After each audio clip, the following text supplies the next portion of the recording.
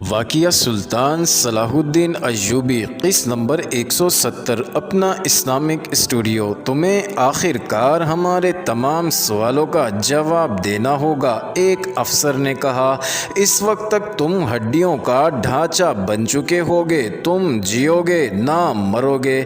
اگر پہلے ہی جواب دے دو تو ایلس تمہارے پاس ہوگی اور تم آزاد ہوگے۔ اس وقت تم قید خانے میں نہیں، یہ ایک افسر کا کمرہ ہے۔ اگر تم سوچنے کی مہلت چاہتے ہو تو آج رات تمہیں اسی کمرے میں رکھا جائے گا۔ ناظرین، رحیم خاموش رہا اور خالی نظروں سے افسروں کو دیکھتا رہا۔ افسروں کو ایسا کوئی خطرہ نہیں تھا کہ وہ اس کمرے سے بھاگ جائے گا۔ برآمدے میں پہرا تھا، گشتی پہرا بھی تھا۔ رحیم بھاگ کر جا بھی کہاں سکتا تھا۔ ایک افسر نے باہر آ کر اپنے ساتھی افسر سے کہا، تم وقت ضائع کر رہے ہو، اسے تہہ خانے میں لے چلو۔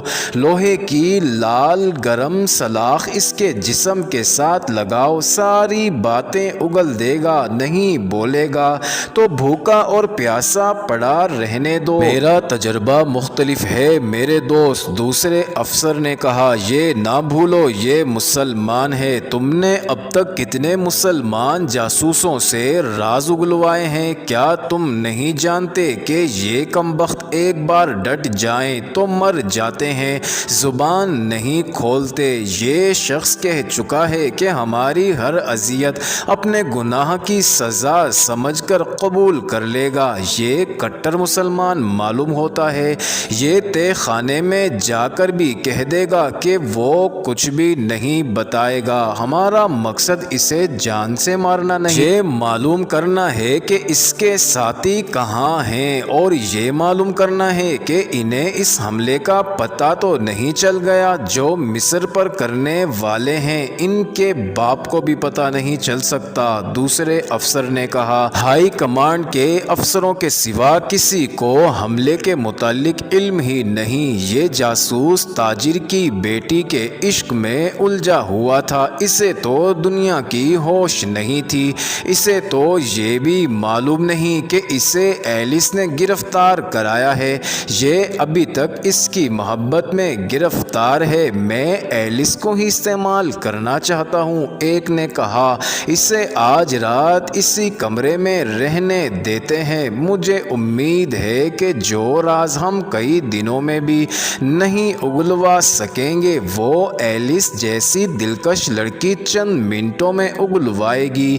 کیا اس لڑکی پر بھروسہ کیا جا سکتا ہے؟ کیا تمہیں ابھی تک شک ہے؟ دوسرے نے کہا۔ تم نے شاید پوری بات نہیں سنی۔ ایلس نے واپس آ کر جو بیان دیا ہے وہ تم نے پورا نہیں سنا۔ اب چونکہ تفتیش ہم دونوں کے سپرد کی گئی ہے، اس لیے تمہارے ذہن میں ہر ایک بات واضح ہونی چاہیے۔ ایلس اس شخص کو بری طرح چاہتی تھی، وہ اسے ایلی مور نام کا عیسائی سمجھتی رہی۔ ایلس کا باپ اس کی شادی کمانڈر ویلیسٹ میکارٹ کے ساتھ کرنا چاہتا تھا۔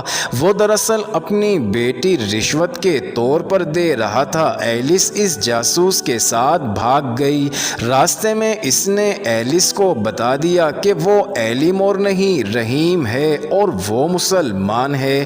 ایلس نے اسے مذاق سمجھا، مگر رحیم نے اسے یقین دلایا کہ وہ مذاق نہیں کر رہا۔ رحیم نہیں جانتا تھا کہ ایلس کے دل میں مسلمانوں کی کتنی دہشت اور حقارت بچپن سے بیٹھی ہوئی ہے۔ رحیم کو یہ بھی معلوم نہیں تھا کہ ایلس مذہب کی پکی ہے، ہر وقت صلیب گلے میں ڈالے رکھتی ہے۔ اس نے جان لیا کہ اس مسلمان نے اس کے ساتھ دھوکہ کیا ہے اور وہ قاہرہ جا کر نہ صرف خود اسے خراب کرے گا بلکہ دوسروں سے بھی خراب کرائے گا اور آخر میں کسی کے ہاتھ فروخت کر دے گا۔ ہم نے اپنے بچوں کے ذہنوں میں مسلمانوں کا جو گھناؤنا تصور پیدا کر رکھا ہے وہ ایلس کے سامنے آ گیا۔ ایلس کے دل میں مذہب کی محبت پیدا ہو گئی اور یہ محبت مسلمان کی محبت پر ایسی غالب آئی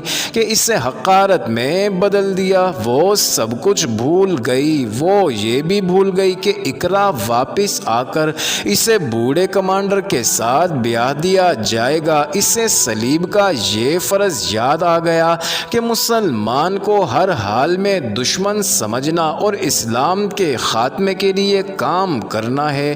لڑکی چونکہ ہوشیار اور دلیر ہے، اس لیے اس نے بھاگنے کا نہایت اچھا طریقہ سوچا۔ رحیم پر ظاہر نہ ہونے دیا اور لیٹ گئی۔ رحیم اطمینان سے سو گیا تو ایلس گھوڑے پر سوار ہوئی اور ایسی خاموشی سے نکل آئی کہ رحیم کو خبر تک نہ ہوئی۔